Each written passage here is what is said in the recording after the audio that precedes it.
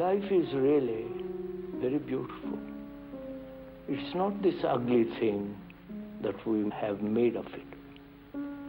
And you can appreciate its richness, its depth, its extraordinary loveliness only when you revolt against everything, against organized religion, against tradition, against the present rotten society, so that you as a human being find out for yourself what is true. Not to imitate, but to discover.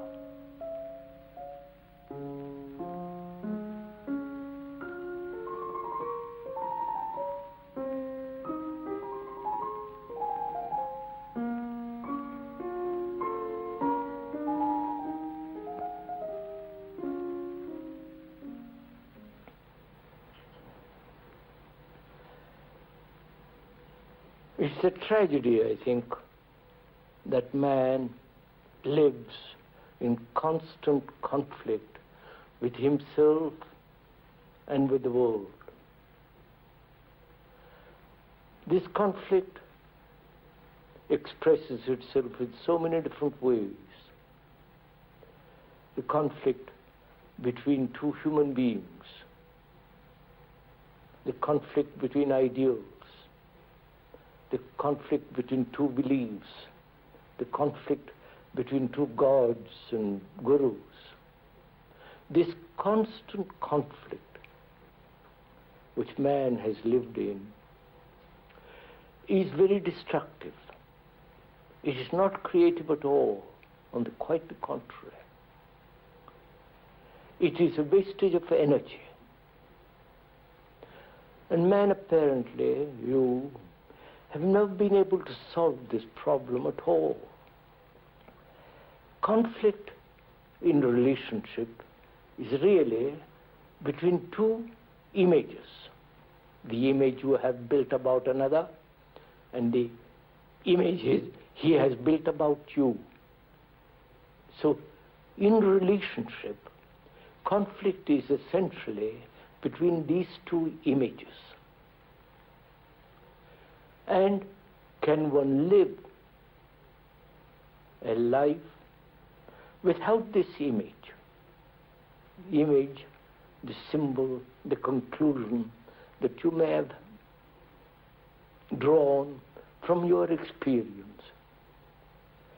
And I think it is possible. Really it is possible to live without a single conflict. And that is possible only when you have no image about yourself. Image as being great or inferior or something noble or ignoble and so on. Not to have a single image about yourself or about another.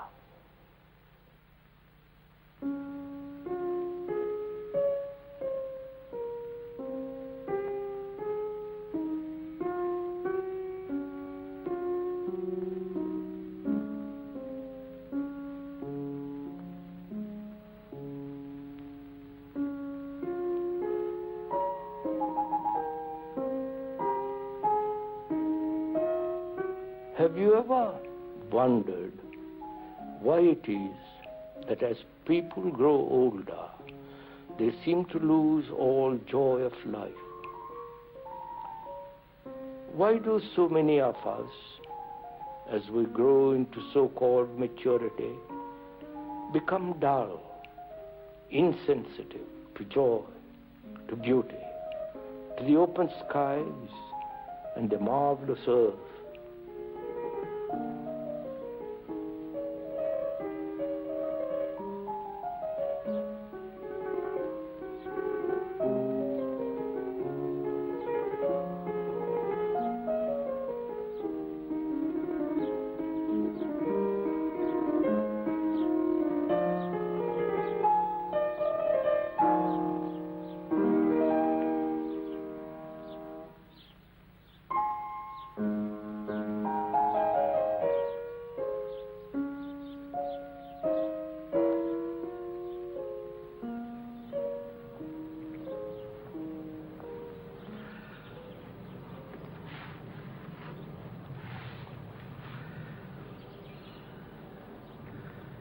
You can cultivate pleasure.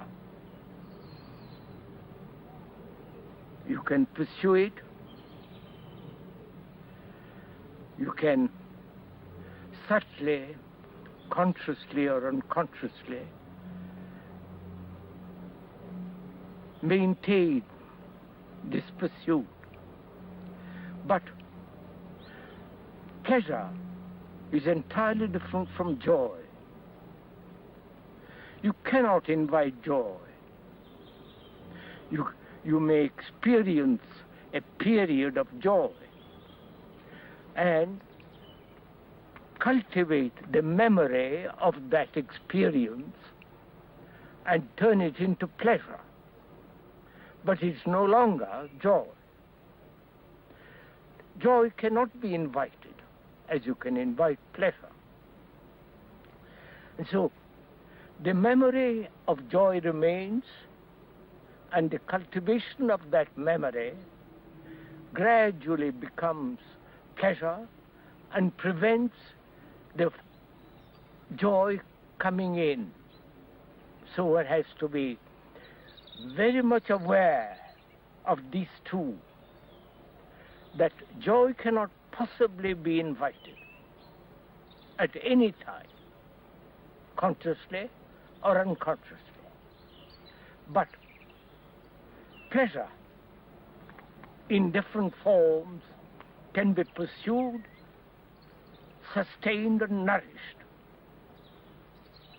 So when this is very clear, the difference of the two, then joy becomes a natural event, and it happens quite often when the whole principle of pleasure is understood.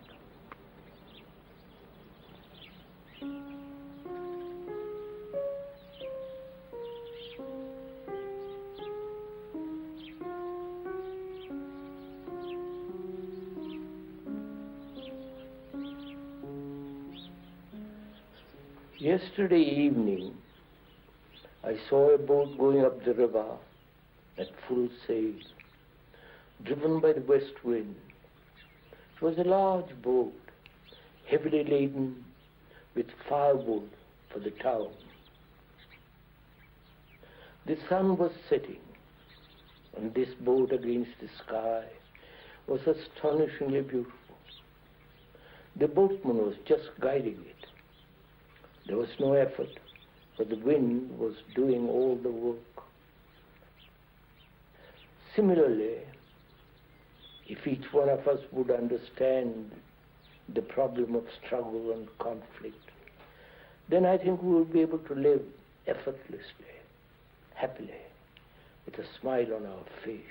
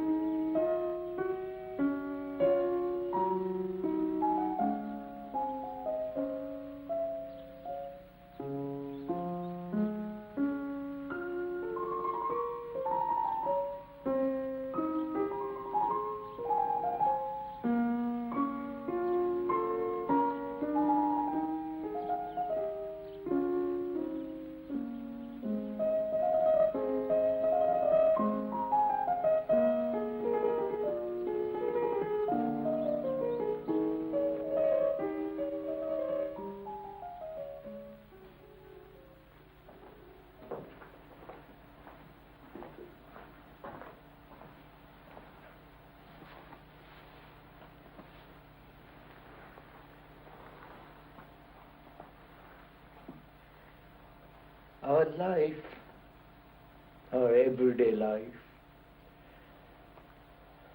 is based on two principles: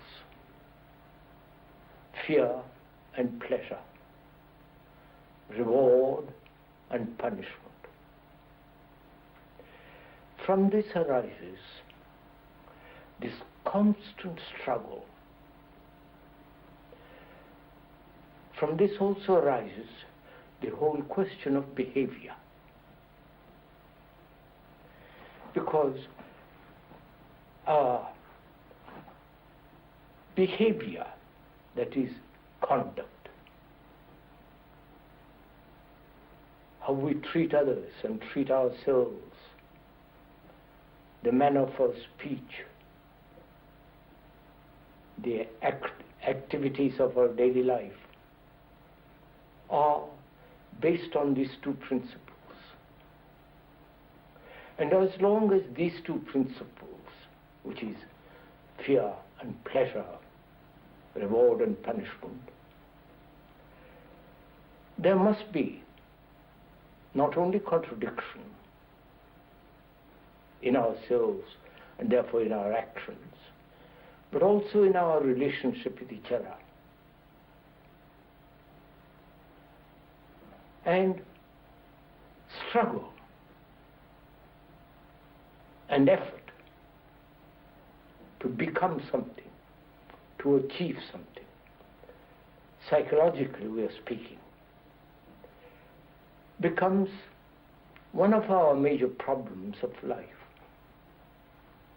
I don't know if you have noticed how every human being, right throughout the world, doesn't matter where you go, whether you go in the Far East, Near East, or in the West, man is caught in this web, in this trap of endless struggle. Struggle not only to live securely, physically, but also psychologically, the battle that goes on within oneself, which is most destructive. I do not know if you have noticed this in yourself, how your life, your daily life, is based on this extraordinary principle of fear and pleasure. And therefore one is trying to dominate the other. And from this arises this endless conflict. Is it possible to live a life without this constant battle, without this constant struggle, inwardly as well as outwardly? To really understand this, you have to see what your life is first. That it is a struggle, that it is terribly frustrating, painful. Be aware of that. Be conscious of it. Then don't escape from it. Don't run away from what you see. Don't try to explain it. Don't try to rationalize it. But stay with what actually is, that you are struggling, that there is battle going on inside yourself to be different and to become different and so on. Just watch that. And in that watching, in that awareness, you will find that by the very act of that attention, the struggle comes to an end.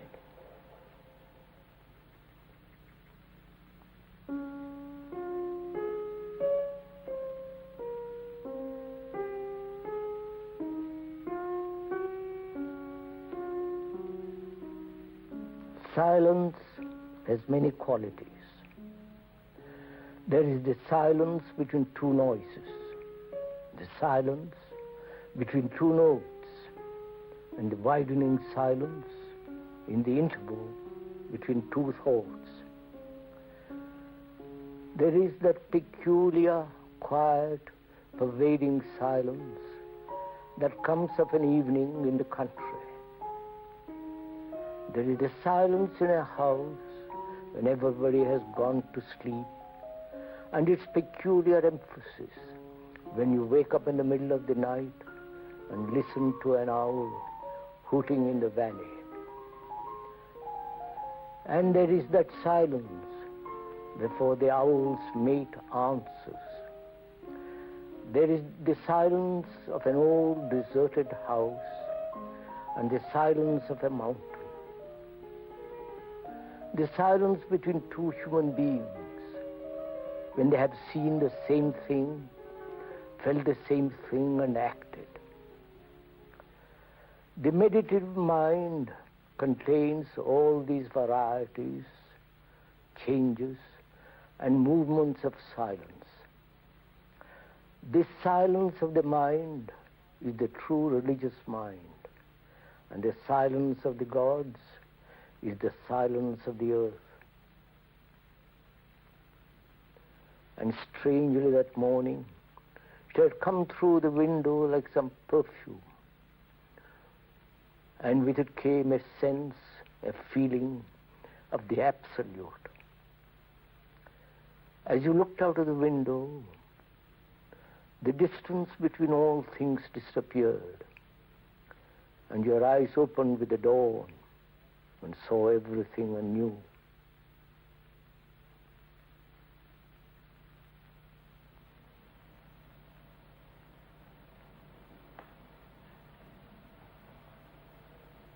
Love, like most human issues, is a very complex problem. I think we should approach it simply and look rather deeply into this question. Love isn't pleasure, nor desire, nor is it a romantic, fanciful affair. And we have made it either idealistic or a sexual affair. And I think when you go into it rather deeply, you'll find that when pleasure is identified with love, it becomes very personal. And therefore, it causes a great deal of harm. It brings about hurt, jealousy, anxiety, and pain. And in the pursuit of pleasure, there is always fear. And where there is fear, naturally, there cannot be love. And you are really destroying the world by your pursuit of pleasure, by your constant demand for the fulfillment of your own particular desires. And so you are limiting the extraordinary width and depth of love. And when you see this, it naturally comes about. That is, when you're not pursuing pleasure sexually or ideologically, or make it into something romantic as divine and human, then that quality, which one may call love, comes into being. I feel that's the only solution for this miserable, confused, conflicting world.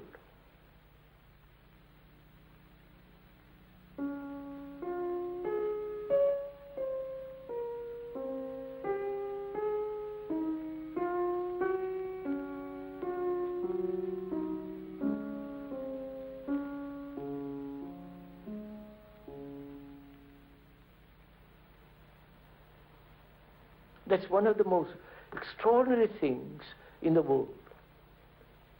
Man has never been able to resolve this question of death.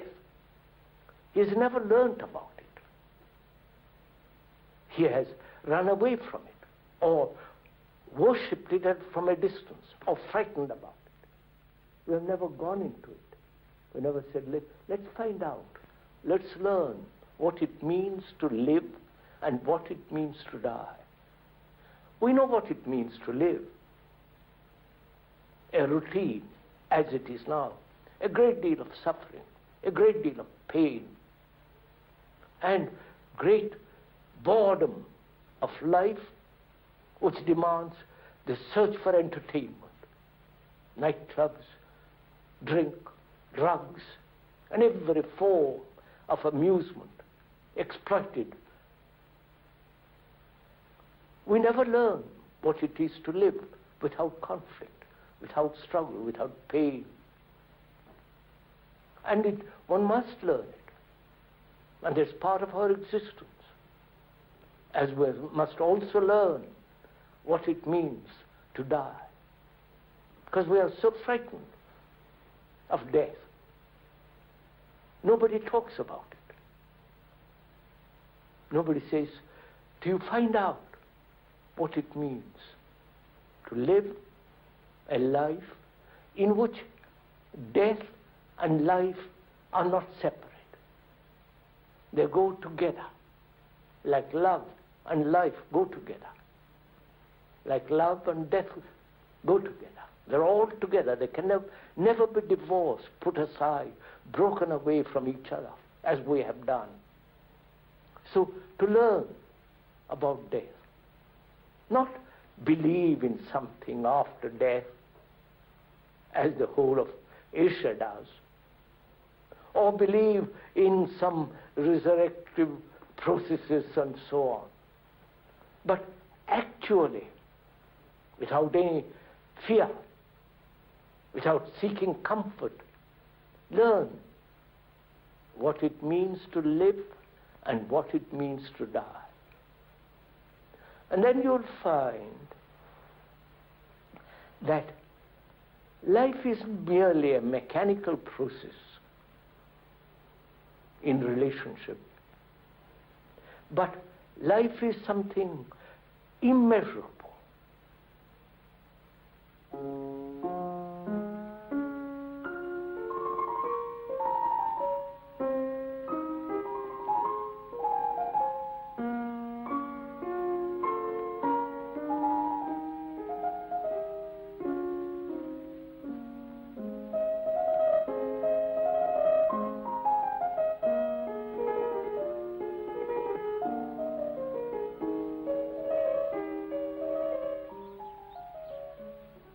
Philosophy means the love of truth, not according to some theory or speculative concepts or imagination, but to lead in daily life a truthful life. The truth is not according to some system, some guru, some pattern that we have traditionally has been established, but in the understanding of oneself, not according to some psychologist or analyst, but understanding yourself in daily life, to see what you are exactly, without any distortion, without any despair or regret, just to see in your daily relationship what you are. What you are is the truth. Now, that truth is denied when you follow somebody, follow a guru, follow a priest, follow a traditional concept of heaven or hell or savior and all the rest of it. Those are all the products of one's own thoughts. Therefore, one has to be free from this spiritual authority, if one can use that word, spiritual. Authority destroys not only truth, but your understanding of truth. So, Don't follow anybody with regard to your understanding what truth is. Don't follow what the speaker is saying either. But what the speaker is saying is merely to observe yourself, to understand yourself as you are. Therefore, what is to be understood and gone beyond. And that is the whole problem of existence. That is, to understand our relationship with each other, how intimate, how distant. And in the understanding of that relationship comes the reality of one's own existence.